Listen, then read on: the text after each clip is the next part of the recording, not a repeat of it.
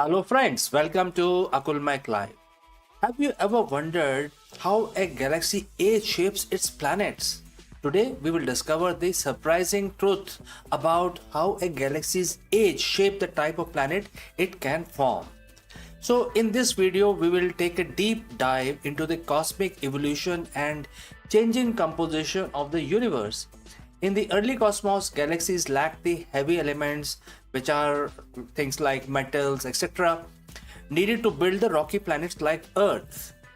Learn why older galaxies are filled with gas giants and exotic worlds, while the younger, metal rich galaxies are the true nurseries for habitable terrestrial planets. We explore the concept of metallicity, galactic habitable zones, and the future of planet formation. If you have ever wondered about best time and place for life to emerge, this astronomical deep dive is for you. Let's go!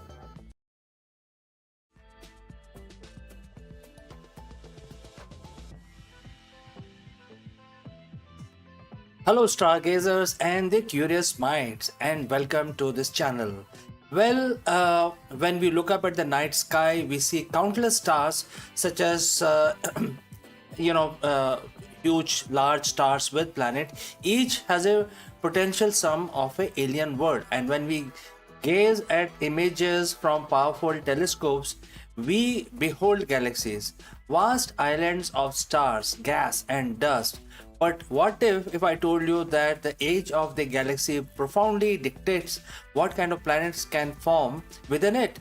What if the universe literally had a recipe for planets and the recipe changed dramatically over billions of years? It's a mind bending concept, isn't it? We often think of planets' formation as a relatively uniform process. Stars are born from a disk of material which forms around them, and the planet, kind of freeze into the spherical shapes. And largely that's true on a local scale. But zoom out to the galactical scale and over the cosmic time scales, the rules of the game changes. The early universe was very different place, and the galaxies that formed back then were vastly different from the ones we see today. These differences, subtle at first glance, have had monumental implications for the type of planets orbiting their stars. To understand this, we need to talk about the cosmic recipe. When the universe began with the Big Bang about 13.8 billion years ago, it was incredibly simple. The only element that existed significant amount were hydrogen and helium. These two lightest elements made up to 99% of all normal matter. Everything else, things like carbon, oxygen, iron, silicon, calcium, all the elements that make up you and me, our planet Earth, were virtually non-existent. Astronomers have special terms for everything heavier than hydrogen and helium. They call them metals. So the early universe was, to put it in simple terms, was metal poor. So where did all these crucial metals come from? The answer ironically lies within the very object that formed the planets, which are stars. Stars are incredibly, huge cosmic furnaces. These nuclear fusion in their core, they take lighter elements like hydrogen and helium and fuse them into heavier ones like carbon, oxygen, nitrogen, and even up to iron. But the real firework happens at the end of the massive star's life. When these stellar giants exhaust their fuel, they explode in spectacular supernovae. These explosions are so powerful that they create even heavier elements, scattering them across the galaxy. This process of star creating heavier elements and then scattering them into the interstellar medium is called the galactical chemical evolution. Each generation of stars enrich the galaxy with more and more metals. Think of it like a cosmic feedback loop. Old stars create metals and new stars form from metal enriched gases. These new stars create even more metals, and so on and so forth. Over billions of years, the chemical composition of the galaxy slowly but surely changes. Now, let's tie this back to planets. How do planets form? They emerge from vast disk of gas and dust that surrounds a newborn star. In this swirling disk, tiny dust grains collide, sticking to each other, and gradually grow into pebbles, then rocks, then small planets, and eventually full-size planet. But what are these dust grains made of? Well, they are made of these metals. We just talked about them: silicon, iron, magnesium, oxygen, and their compounds, carbon compounds, essentially the stuff that makes up the rocky material. Here is the crucial part.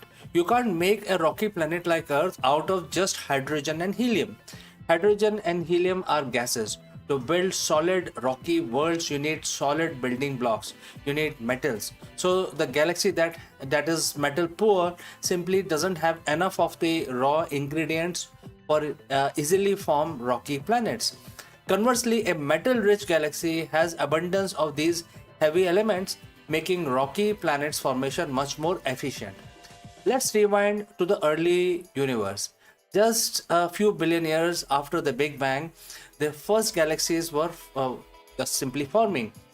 These were typically smaller, more chaotic, and most importantly, very metal poor. The stars forming in them were often massive, hot, and blue, burning through their fuel quickly. With such scarcity of heavy elements, the chances of forming Earth-like planet were slim to none. So, what kind of planet could form? Mostly gas giants. These massive worlds are primarily made of hydrogen and helium, and abundant because those were the abundant elements. They didn't require much in a way of metals to form their bulk. Some theories suggest that the metal poor environment, the small amount of rocky material that did exist, might have struggled to form quickly enough, allowing gas to be accreted on the nascent core much faster, leading to a prevalence of gas giant. Perhaps even super Earth that were mostly icy rather than truly rocky. It's a universe where hot Jupiters might have been the norm and rocky planets were rare jewels. Let's bring this closer to home, our own Milky Way galaxy. Milky Way isn't uniform in its metallicity. The central bulge, the oldest part of the galaxy, tends to be more metal poor. Though it's complex, the thin disk where our solar system resides is relatively metal rich, especially the inner regions and the halo. The oldest and the most diffuse part of the galaxy is extremely metal poor. Astronomers even classify stars by their population based on their metallicity. Population 3 stars are purely theoretical. The very first stars formed only from hydrogen and helium. We haven't directly observed them, but they are crucial to the story. Population 2 stars are older metal poor stars, often found in globular clusters and the galactic halos. These stars formed when the galaxies were much younger and less enriched. Planets around these worlds likely be gas rich.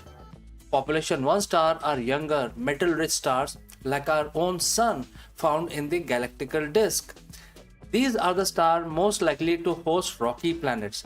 Our Sun is a population 1 star formed about 4.6 billion years ago when the Milky Way had accumulated a healthy supply of metals. The fact that our solar system, with its abundance of rocky planets, including Earth, formed around a population 1 star in metal-rich part of the galaxy is no coincidence. It suggests that there is a kind of Goldilocks zone for rocky planet formation, not just in terms of distance from star, but in terms of galactical environment and its age. So younger metal-rich galaxies are prime real estate for rocky planets, but what happens as galaxy age further? Billions of years passes, gas and dust are either used up in star formation or ejected from the galaxy.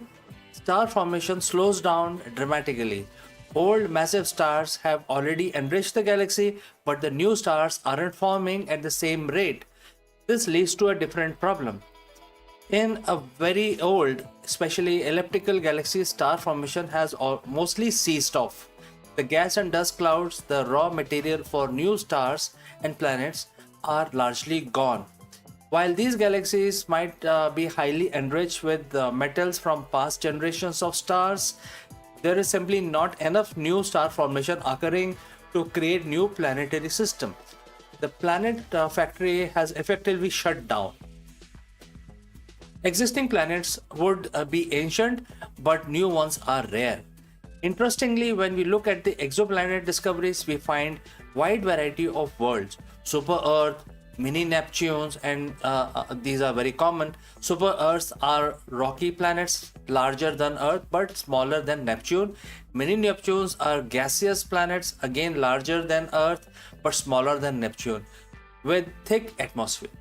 The prevalence of these type of planet tells us something about the common processes of planet formation in different galactical environment at different times. It is not just the overall galactical metallicity, but also the type of stars that form.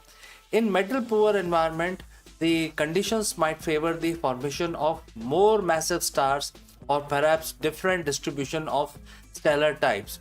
Our sun is a G-type star.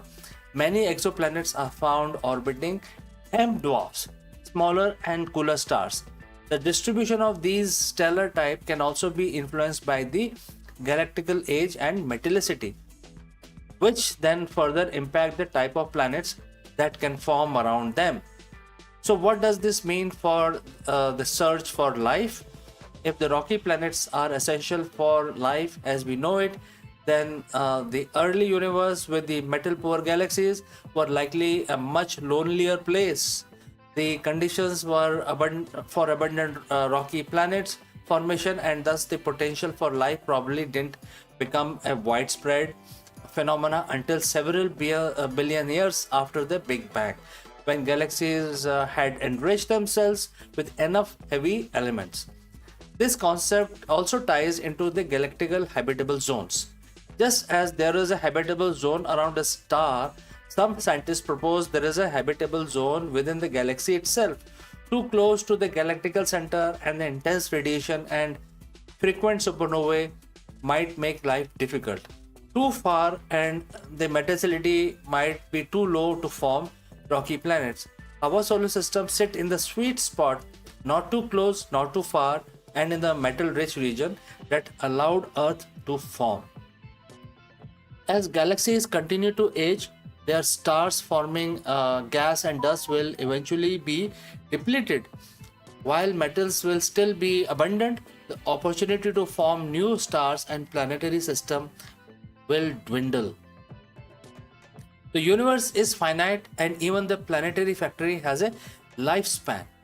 We might be living in a peak era of rocky planet formation in many galaxies. This understanding reframes our perception of Earth. It is not just that we are a rocky planet we have a rocky planet in a habitable zone around a stable star. We are also the product of the galaxy that had matured enough, had accumulated enough heavy elements to provide the perfect ingredient for our world. Our existence is deeply intertwined with evolutionary history of the Milky Way itself. So the next time you gaze at a distant galaxy, remember it is not just a collection of stars, it's a cosmic canvas whose age and chemical history have shaped the very fabric of its planetary systems. From the metal poor gas giant rich early universe to the metal rich rocky planets bearing galaxies of today, the story of planet formation is a story of cosmic evolution. It's a testament to the incredible dynamic processes that have unfolded over billions of years, leading to the diverse and wonderful worlds we are only just beginning to discover. I hope you enjoyed this journey through galactical time frame. What did you find most surprising about how a galaxy age shapes its planet? Let me know in the comments below. And if you're fascinated by the universe and want to explore more cosmic mysteries, please like this video, share it with friends, and subscribe to our channel for more astronomical adventure. See you in the next one.